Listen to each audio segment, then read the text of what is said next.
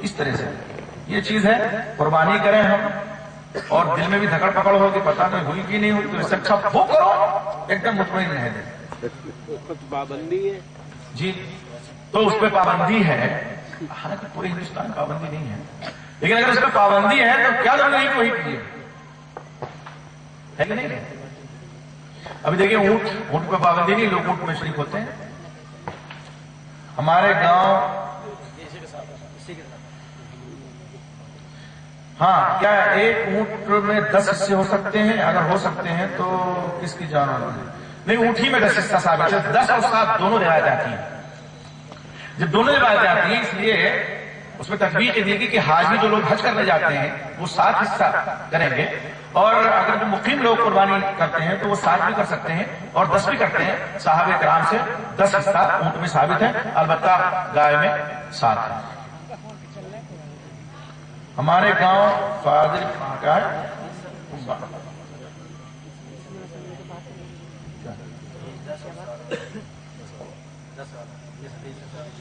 یہ جو ہے سنن کی روایات میں ابو داؤد میں بھی ہے، ابن ماجہ میں بھی ہے، اور میرے خیال سے صحیح مسلم میں بھی روایت ہے، ترمذی میں روایت موجود ہے کہ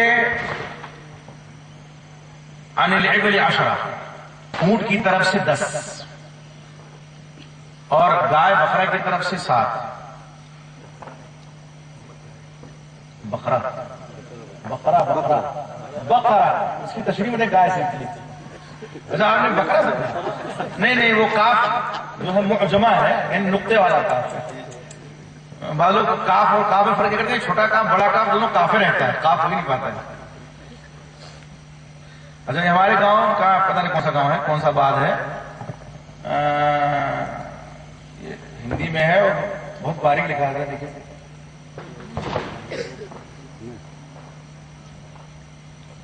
ایک سوال ہے، عیدین کی نماز میں تکبیروں میں رفع یدین ہے یا نہیں؟ دیکھیے، رفع یدین کا جو تعلق ہے عیدین کی نماز میں، مرفوع روایت آپ صلی اللہ علیہ وسلم سے ثابت نہیں، البتہ صحابہ کرام کا عمل ہے، وہ رفع الیدین کرتے تھے. اگر کوئی چاہے تو کر سکتا ہے، یہ صحابہ کی سنت ہے. اور اگر نہ کرے تو یہ افضل اس معنی کر کے ہے کہ کوئی مرفوع روایت رفع الیدین کرنے کی نہیں ہے عیدین کی نماز میں، ہے کہ نہیں ہے؟ تو ہم لوگ اس بارے میں بڑے بدنام ہیں کہ حدیثی پہ عمل کرتے ہیں، تو مرفوع روایت میں نہیں ہے، اس لیے یہاں رفع الیدین ہم تو بہرحال نہیں کرتے ہیں. کچھ کا کوئی کرتے ہوں گے جی. یہ لکھا ہے ہاں، یہ فجر کی نماز میں اور مغرب جمعے کی نماز میں صلاۃ و سلام پڑھتے ہیں. وہ الصلاۃ والسلام علیک یا رسول اللہ، یا نبی اللہ، یا خیر خلق اللہ، یا نور من نور اللہ، ایسے مختلف الفاظ کے ساتھ کیا جاتا ہے. اول تو یہ چیز آپ صلی اللہ علیہ وسلم سے ثابت نہیں ہے. اذان نماز کے لیے یہ مشروع ہوئی مدینے میں آ کر کے سنہ ہجری میں جماعت کے اہتمام کے لیے. ایسا کہیں نہیں ہے کہ اذان کے بعد آپ نے کسی نماز میں، اور اب تو یہ مغرب اور اس کا سوال ہے، ہم نے بعض جگہوں پہ دیکھا ہر نماز کے بعد صلاۃ والسلام لوگ پڑھتے ہیں. ہر نماز کے بعد صلاۃ والسلام پڑھتے ہیں. صلاۃ درود کے معنی میں اگر ہے یہاں پہ تو وہ ثابت ہے کب؟ جب اذان ختم ہو گئی تب حکم ہے، اللہ علیہ وسلم نے فرمایا درود پڑھو، اور وہ درود ابراہیم اللہم صلی علی محمد وعلی محمد کما صلیت علی ابراہیم پڑھ لیجیے، ثواب ملے گا. اللہم صلی علی محمد وعلی محمد کما صلیت علی ابراہیم وعلی آل ابراہیم انک حمید مجید. اللہم بارک علی محمد وعلی محمد کما بارکت علی ابراہیم وعلی آل ابراہیم انک حمید مجید. اس کے بعد آپ دعا کریں، اللہم رب هذه الدعوۃ التامۃ، کوئی دعا پڑھیے. یہاں درود ثابت ہے بس. اب اس کے بعد یہ نہیں کہ جب جماعت کھڑی ہو تو پھر صلاۃ والسلام شروع کریں. بعض لوگ جماعت کے بعد بھی صلاۃ والسلام کرتے ہیں، یہ آپ صلی اللہ علیہ وسلم سے ثابت نہیں ہے. اور جو کلمات ادا کیے جاتے ہیں یہ تو قطعاً کہیں نہیں ثابت ہے. اور میلاد کی وضاحت بھی ہے اس میں. میلاد ولادت سے ہے. پہلے ہم لوگ بچپن میں ربیع الاول کے مہینے میں سنتے تھے کہ میلاد لوگ مناتے ہیں. اب تو کوئی مہینہ خاص نہیں رہ گیا، جشن عید میلاد النبی ہر مہینے. ابھی راستے میں تھا تو چونکہ تیوہار چل رہا ہے نا اہل وطن کا، میرے منہ سے ایک بات نکلی کہ مولانا ابو صاحب بھی تھے، ہمارے مولانا عدنان صاحب سلفی بھی تھے. ہم نے کہا آپ اگر دیکھیں ان کے تیوہاروں کو تو کوئی نہ کوئی فصل ہوتی ہے تب ان کا تیوہار بڑا ہوتا ہے. کوئی نہ کوئی فصل ضرور ہوگی. یہ دھان کی فصل ہے, گیہوں کی فصل بھی تیوہار ہوتا ہے, جو بھی فصل آئے گی. مجھے کیا ہے کہ آج تو لوگ شہروں میں کما رہے ہیں اور صنعت و حرفت میں دنیا ترقی کر, پہلے کسانی ہی کرتے تھے لوگ. اب بیچارے برہمنوں کا پیڑ کیسے بھرے گا؟ نذرانے تو فصل ہی میں آئیں گے, اور جب غلہ پیدا ہوا ہے تو جتنا بھی چلا جائے کم ہے, اور جب گھر میں غلہ آ جائے گا پہنچ جائے گا اس میں ذخیرہ اندوزی آدمی کر لے گا تو نکالنے میں دشواری ہوگی نا. تو اب انہوں نے ایسے ایسے موقع پہ ایسے ایسے تیوہار رکھے ہیں کہ آمدنی ہو جائے. میرے منہ سے نکلا کہ بچپن میں ہم لوگ جشن عید میلاد النبی صرف ربیع الاول کے مہینے میں سنتے تھے, اب تو ہر مہینے میں جشن عید میلاد النبی لوگ مناتے ہیں. نعوذ باللہ, اللہ علیہ وسلم کا میلاد منانا ایک تو یہ ثابت نہیں ہے, دوسرے یہ تشبہ بالحنود بھی ہے, جنماشٹمی مناتے ہیں, اور عیسائیوں کے ساتھ مشابہت ہے, وہ کیا مناتے ہیں؟ Christmas day. حضرت عیسیٰ علیہ السلام کا یوم ولادت, تاریخ پیدائش بھی مناتے ہیں, یہ بھی مناتے ہیں. ہم بھی اگر کرنے لگے تو فرق کیا رہ جائے گا؟ آپ نے فرمایا من تشبہ بقوم فہو منہم, جو کسی قوم کی مشابہت اختیار کرے وہ اسی قوم سے ہے.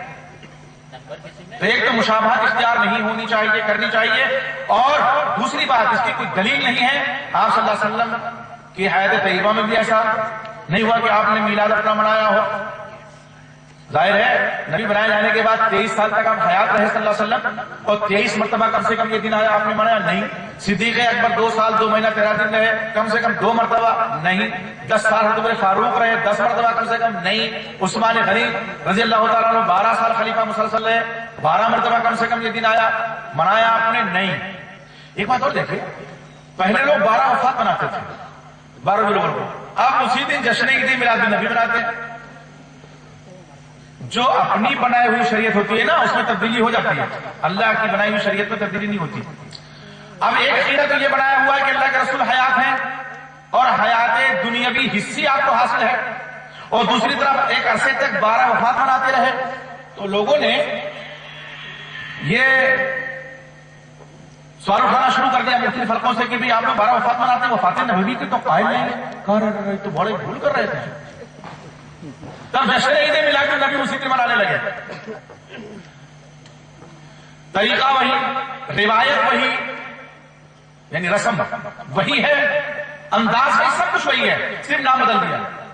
اس وقت بھی اونٹ سجتے تھے, گھوڑے سجتے تھے, اس وقت بھی نعرے لگتے تھے رسالت کے, اور اس وقت بھی تام جھام ہوتا تھا. آج نہیں ہو رہا جب جشن کا نام دیا گیا.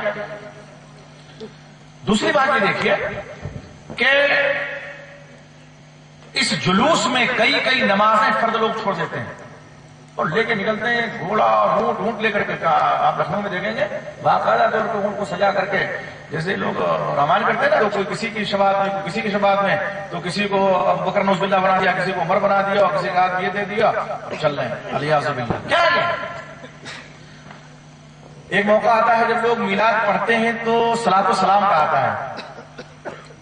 ہمارے ننیہال میں اب تو اس کو سدھار ہوا ہے, اللہ ہدایت ہے سب کو. قبر کی پوجا بہت ہوتی تھی, مزارات بھی تھے, اور چونکہ وہ سیدوں کا خاندان تھا تو سیادوں کی عادت نہیں ہوتی تھی بہت. وہ اسامت کا ہمارا بچپن میں میرے خیال میں پڑھنے بیٹھا تھا, پہنچ گیا میلاد کی محفل میں, یہاں گیا ہوا تھا. اب ایک موقع آیا, سب لوگ کھڑے ہو, یا نبی سلام علیکہ, یا رسول سلام علیکہ, ایک دم اسی انداز میں. میں کھڑا ہی نہیں ہوا. کوئی مہمان آئے ہوئے تھے, گاؤں کے لوگ تو جانتے تھے, کوئی مہمان کیا آئے ہوئے تھے, کہا یہ لڑکا تو کھڑا ہی نہیں ہوا, کتنی کچھ تاخیر اس نے کی, ادھر آؤ, جو کھڑے نہیں ہوئے. تو میرے منہ سے نکل گیا وہابی کا بچہ ہی. میں نے کہا آپ لوگ کیوں کھڑے ہوئے تھے؟ کہا اللہ کے رسول کی سواری آئی تھی اور تم اتنے بڑے گستاخ کہتے نا کہ اٹھو تاکہ تعظیم محبوب رب ہو. یہ محبوب رب کی تعظیم کے لیے کھڑے ہو جاؤ. تو میں نے کہا سواری آئی تھی, کہا ہاں. میں نے کہا میں نے چونکہ دیکھا نہیں تو میں کیسے کھڑا ہو جاتا, میں نے دیکھا ہی نہیں تو میں کیسے کھڑا ہو جاتا. تو کسی نے کہا یہ وہابی لگتا ہے, یہ وہابی ہے. تو آپ دیکھیے بچہ چھوٹا جو ناسمجھ ہے وہ بھی سمجھتا ہے، کہتے سواری آ گئی، تم نے کیسے دیکھ لیا کہ سواری آ گئی؟ ابھی تو بیٹھے ہوئے ہو اور ایک بیگ کھڑے ہو گئے اور صلاۃ و سلام پڑھنے لگے، کیسے پتہ لگ رہا ہے؟ تم بھی عالم الغیب ہو گئے، دیکھ لیا۔ تو یہ کسی طرح کی میلاد اور یہ ساری چیزیں یہ پڑھائی بھی ہوگی۔ مولانا صاحب قرآن شریف کے کس پارے میں یہ مولانا نے دعا پڑھی، وہ جو آیت پڑھی تھی وہ تقول علیہم بالاقاویل، یہ سورہ الحاقہ میں ہے۔ یہ بہت کال آ رہی ہے، ٹرین چھوٹنے والی ہے، بہرحال کوئی بات نہیں ہے۔ یہ سورت پڑھ کر قرآن ٹی وی دیکھنا یہ بھی ہو گیا۔ قرآن حدیث کی روشنی میں نکاح کی سنتیں کیا ہیں؟ بہت سے طریقے لوگوں نے ایجاد کیے ہیں، تبھی پوچھنے کی ضرورت ہے۔ نکاح بہت آسان ہے۔ نکاح کیا ہے کہ پیغام آپ دیں، لڑکے والے بھی پیغام دے سکتے ہیں، لڑکی والے بھی دے سکتے ہیں، اور دونوں کا ثبوت ملتا ہے دور نبی میں۔ پہلا عقد نکاح ام المؤمنین خدیجہ رضی اللہ تعالیٰ عنہا سے آپ کا جو ہوا، لڑکی کی طرف سے پیغام آیا تھا۔ طریقہ یہ ہے، لڑکی کی طرف سے پیغام آیا، لیکن حضرت حفصہ کا جب عقد نکاح آپ کے ساتھ ہوا تو حضرت عمر پیغام لے کر کے آئے تھے۔ معلوم ہے کہ دونوں جائز ہے، پیغام لڑکی والے بھی دیں اور لڑکے والے بھی دیں، لڑکی والے بھی دے سکتے ہیں، لڑکے والے بھی۔ بعض جگہوں میں ہندوستان میں رواج ہے کہ لڑکی والا بیچارہ لے کر کے تام جھام نکلتا ہے تلاش میں، بر کی تلاش میں، یہاں گاؤں پتہ چلا اچھا لگا، وہاں گیا وہاں پتہ لگا، کیا اسی کی غرض ہے؟ ہمیں اچھی بہو نہیں چاہیے، دیندار بیوی نہیں چاہیے کسی مسلمان کو۔ اگر دیکھا جائے آج کے ماحول میں تو لڑکے والوں کو ضروری ہے کہ وہ تلاش کریں اچھی خاتون، اس لیے کہ یہ حق ہے ان کا، ان کی آنے والی اولاد پر، ان پر ان کی آنے والی اولاد کا حق ہے، ان پر ان کی جو آنے والی اولاد ہے اس کا ان پر پہلا حق یہ ہے کہ وہ اچھی خاتون تلاش کریں۔ تو آپ دیکھیے، تو یہ ہے دونوں طریقہ درست ہے، اور دونوں آپ صلی اللہ علیہ وسلم کے اسوہ سے دونوں ثبوت ملتا ہے۔ پیغام رسانی ہو گئی۔ دیکھنا، یہ لڑکا اگر دیکھنا چاہے لڑکی کو تو دیکھنا چاہیے اس کو۔ اللہ علیہ وسلم نے ایک صحابی رسول کے بارے میں سنا کہ انہوں نے کہا اللہ کے رسول میں شادی فلاں خاندان میں انصار کی کرنا چاہتا ہوں، آپ نے فرمایا دیکھا ہے؟ کہا اللہ کے رسول دیکھا تو نہیں ہے، کہا دیکھ لو، فإِنَّ فِي أَعْيُنِ الْأَنصَارِ شَيْئًا، انصار کی آنکھوں میں کچھ ہوتا ہے۔ وہ خوش کی تشریح تو ایسی نہیں ہے، ہو سکتا ہے کہ تمہیں کچھ محسوس ہو، اگوار گزرے، آنکھیں بھی کئی طرح کی ہوتی ہیں نا، بعض لوگوں کو کالی آنکھیں پسند ہوتی ہیں، بعض کو بھوری آنکھیں پسند ہوتی ہیں۔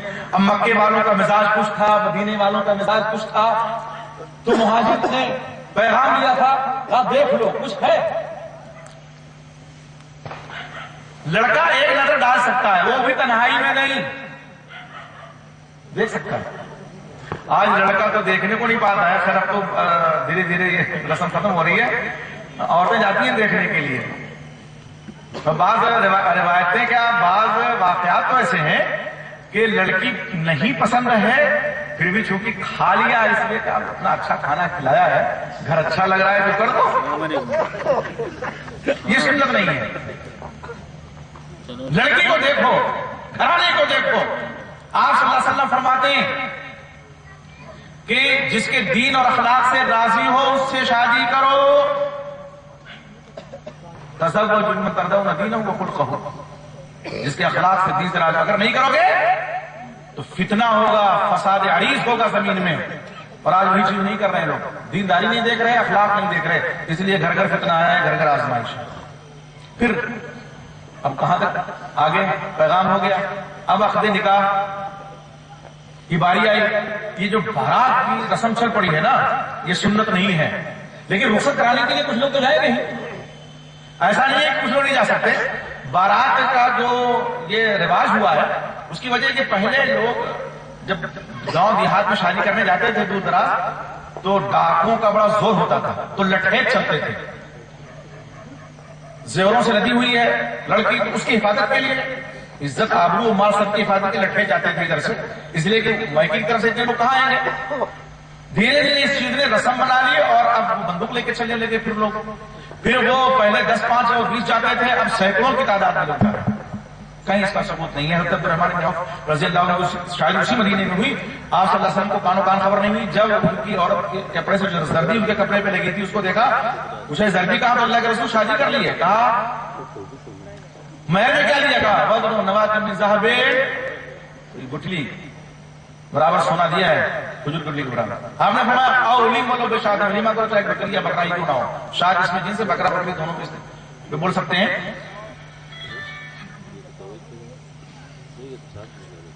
تو آپ یہ دیکھیے ولیمے کا آپ نے حکم دیا جو کرنا تھا. آپ کی پیشانی میں بل نہیں آئے کہ مدینے میں تھا, مجھ سے نکاح نہیں پڑھوایا اور مجھ کو نہیں بلایا بارات میں. اگر بارات کا ثبوت ہوتا تو آپ صلی اللہ علیہ وسلم سید الاولین والآخرین سے بڑھ کر کے کوئی بارات عبدالرحمن بن عوف کو ملتا رضی اللہ عنہ نہیں, یہ ثبوت نہیں. پھر نکاح میں بھی بڑا کامیاب ہوتا ہے. کیا حکم ہے؟ قاضی صاحب آئیں, دو گواہ آ جائیں اور محفل ہے, ٹھیک ہے, اچھی بات ہے. ولی لڑکی کی اجازت ضروری ہے. آپ صلی اللہ علیہ وسلم فرماتے ہیں کہ تستأذن البکر, باکرہ سے اجازت نہیں جائے گی. وہ تستأمر السید, اور سیدہ جو شوہر دیکھی ہوئی ہے, بیوہ ہے, مطلقہ ہے, اس سے مشورہ لیا جائے گا کہ یہاں شادی کا رشتہ آ رہا ہے, تم کرو گی نہیں کرو گی. وہ بولے, باکرہ ہو سکتا ہے نہ بولے حضرات جو ہے. تو آپ نے فرمایا اذنھا سماعۃ, اس کی خاموشی اس کی اجازت ہے. اور بعض جگہوں پہ لڑکیاں رونے لگتی ہیں کہ اب باپ کا گھر چھوٹ رہا ہے, تو اس کو بھی اجازت سے تعبیر کیا گیا ہے. اب بیٹھ گئے, قاضی صاحب آ گئے, دو گواہ آ گئے, ولی آ گئے. بڑا مسئلہ ہے کہ ولی کی موجودگی میں بھی وکیل ہوتے ہیں. وکیل کہاں ہوتا ہے؟ ہم نہیں ہیں تو ہم نے کسی کو وکیل بنا دیا کہ ہمارا یہ کام آپ کر دیجیے گا, ہے کہ نہیں؟ مقدمے میں دیکھ لیجیے سمپل مثال سپوز کیجیے ہم مقدمہ لڑتے ہیں, اللہ وہ دن نہ لائے کہ مقدمہ بازی کرنی پڑے, تو وکیل 150 روپئے تاریخ دیتے رہنا ہے, دیکھ کر ہماری طرف سے ہو گیا. ہم نے اس کو ذمہ داری اپنی اسے سونپ دی ہے. اور اگر ہم خود جرح کر سکتے ہوں تو جو لوگ خود جرح کر سکتے ہیں, خود اپنا مقدمہ لڑ سکتے ہیں, وہ خود جاتے ہیں. ولی جب موجود ہے, آپ نے فرمایا لا نکاح الا بولی, بغیر ولی کی اجازت کے نکاح نہیں. ولی بھی ہو اور یہ بھی. اب یہاں آ گئے, اجازت لینی ضروری ہے, اجازت لے آئے. ہوتا کیا ہے, کہتے ہیں قاضی صاحب سب کو لے کر کے وہاں چلے بے پردہ خواتین کے درمیان, اس سے پوچھیں ولی موجود ہے, ولی اجازت لے آئے گا.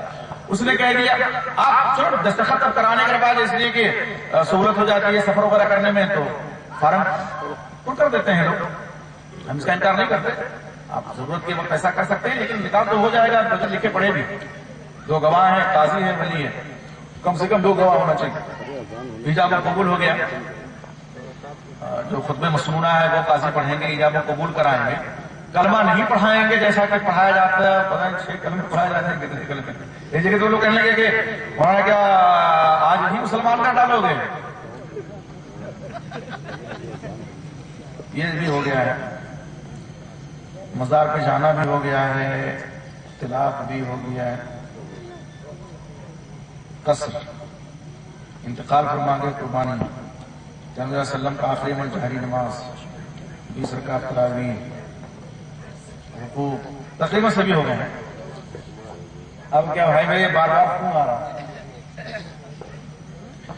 کہتے ہیں اسلام میں فرقہ بہت ہے لیکن مشہور 4 ہوئے. کیا اسلام کے ٹکڑے نہیں ہوئے ہیں؟ وہ اعتصم اللہ جنہیں کی شاید کو پتھر کچھ نہیں ڈالا گیا, تو وہ جو ڈالنے ان سے پوچھا, ہم سے کیوں پوچھ رہے ہیں؟ جس نے بھی پوچھا ہے ہم تو کہتے ہیں آؤ ایک کی طرف. اب اگر کوئی 4 کی طرف بلا رہا تو وہ جواب یہی کرے کہ یہ فرقے میں ہوئے کہ دیکھیں اللہ کے وسلم کی حدیث ہے اور پیشن گوئی آپ نے فرمائی ہے کہ افترقت الیہود علی 71 فرقۃ وافترقت النصارى على 72 فرقة وستفترق امتي على 73 فرقة كلها في النار الا واحدة. یہودی 71 فرقوں میں بٹے, عیسائی 72 فرقوں میں, قریب امت 73 فرقوں میں بٹے گی, سب جہنمی ہوں گے ایک کے علاوہ. اب ہر ایک کو دعویٰ ہے کہ وہ فرقہ میں ہے.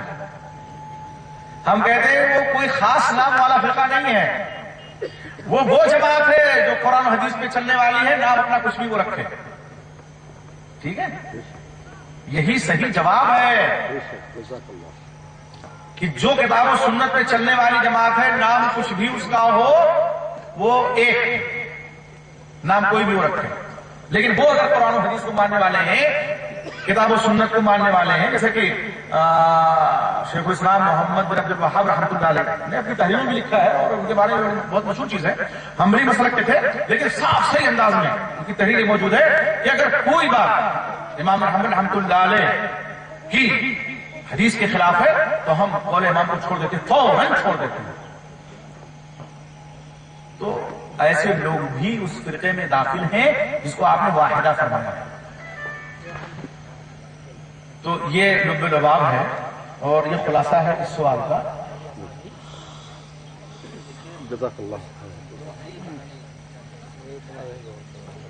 भाई रहने दीजिए, जय ना देने के बारे में सफारों को समझाया, लेकिन वो देने के लिए तैयार हैं। दुआ कीजिए अल्लाह हमको अमल की तौफीक दे। भैया आप लोग सब मिलकर दुआ कीजिए कि अल्लाह ताला